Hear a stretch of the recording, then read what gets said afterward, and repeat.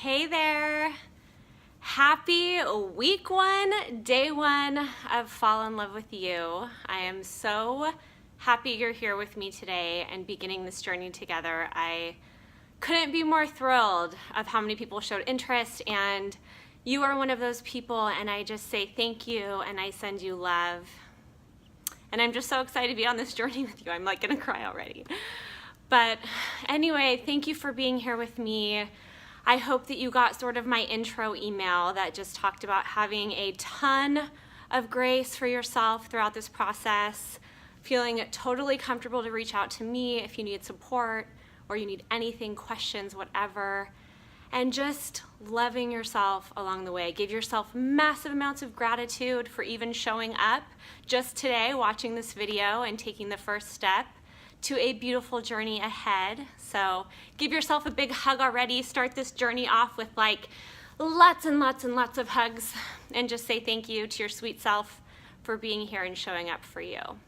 So with that said, I'm going to start week one. I do want to say this is probably the least sexy topic of all of the topics. So I have a feeling some people are going to want to skip this because you're going to think, that's easy, like super simple, basic stuff. I got that covered. But please, please, please stay with me because this is such an important foundation for the relationship we have not only with our bodies, but with ourselves as a whole. So really focus on this week. Pay attention, take some notes, do the exercises. This is, like I said, just such a wonderful foundation for the journey that we have ahead. So the two things I'm going to talk about today, one, breath, and two, spiritual hygiene, which really for this kind of purposes of this video is basically kind of physical self-care. So those are the two things I'm going to talk about. Again, I'm going to have exercises for both, so lots of opportunity to integrate this into your life this week and hopefully going forward for many years to come, if not a lifetime. So number one, our breath. Now, breath is something that I believe is so incredibly underrated. And I will tell you that the first time my life coach asked me about, what's my relationship with breath, I literally didn't know. I'm like, huh? What do you mean? Like I breathe like everyone else. But really, breath is so incredibly important, and we don't spend enough time talking about it. If you have a yoga practice, then you've probably had a lot more experience with it. But if not, no one really talks about it. So breath, one thing I heard, which I think is so beautiful, is breath unites our soul with matter. Like, just think about that alone. It's so beautiful. Our soul has no place to be without a body, and our body cannot survive without oxygen. That's pretty crazy, right? I think it's crazy and amazing. So just thinking of it like that, imagine how our body functions dependent on what our breath flow is like. So as you go about your day, start paying attention to your breath because our body believes our breath. So if we have a really beautiful, deep, thoughtful, steady flow of breath, our body's gonna think, all is well, and it's going to function at a really high level. Our brains, our organs, our entire body is going to function like all is well. But if we're holding our breath, if we have like really short, shallow breath or panting, our body's going to think something's wrong and it's going to respond that way. So as you go about your day, just notice your breath and how it changes with your different emotions. So notice how that pattern changes and start to be aware of creating a habit around having a better flow of breath. So one thing that I did when I first started to really notice my breath was I set an alarm on my phone every hour just to remind myself to breathe. So for 30 seconds, I would stop. I would take a few really deep breaths in and out.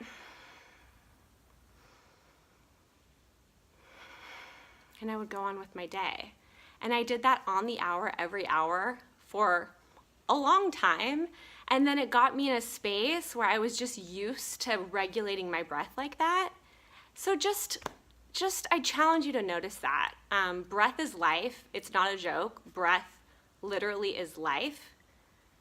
So tell your body that everything is okay and focus on that flow of steady breath. So that's tool number one. The second part is spiritual hygiene. Spiritual hygiene is a huge topic, but today I'm just going to talk about the physical aspect of it, of physical self-care. And there's 5 things I'm going to talk about, 3 of which I'm going to spend a little bit more time with, and 2 I'm going to talk about more next week. It goes water, sleep, sobriety, nutrition, and movement. Water, our body is like 60%-ish water. We need to drink water. If we don't drink water, our body gets incredibly dehydrated, we get lethargic. Drink water. I believe the rule is like 50% of your body weight in ounces. So if you weigh 150 pounds, 75 ounces of water. Drink water. Okay? Second is sleep. Oh my goodness. We are supposed to get 7 to 9 hours of sleep. Get your sleep. I know for me, if I don't sleep like one night through the night, I don't function well, let alone 2 or 3 nights of no sleep in a row or lack of sleep. Oh my goodness. It affects everything, our emotions, our brain function. It increases our appetite, lowers our sex drive. I mean, it's literally everything. We need sleep, so get your sleep. 3, sobriety. You don't have to be sober. Not everyone had a very ugly history with alcohol like me, but just notice your drug and alcohol intake, even prescription drugs. Like, what is your relationship with it? Is it healthy? Are you using it to numb? Is it fun and you feel good about it? Are you constantly doubting how much you're drinking or how much drugs you're taking? So just notice that and start to play with it. Do you need to tweak that? Do you feel good about it? If you don't feel good about it, there's something that needs, to be discussed there. And one thing I said, I've had a friend who was like having issues with drinking, and I said, you know what? I used to struggle forever about, am I an alcoholic? Am I not an alcoholic? I don't fit the profile. And it really boils down to, how do you feel about it?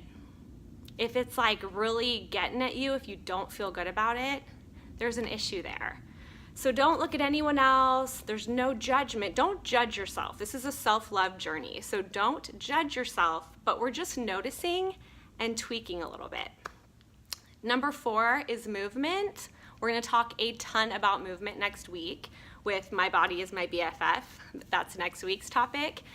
But this week, just notice how much you're moving. So make it a point to move every day. And if the word exercise freaks you out, which it did for me for a long time, I was like an exercise freak, and then I hated it, just move. Just move your body. Take off the pressure of exercising and just move. Make it fun.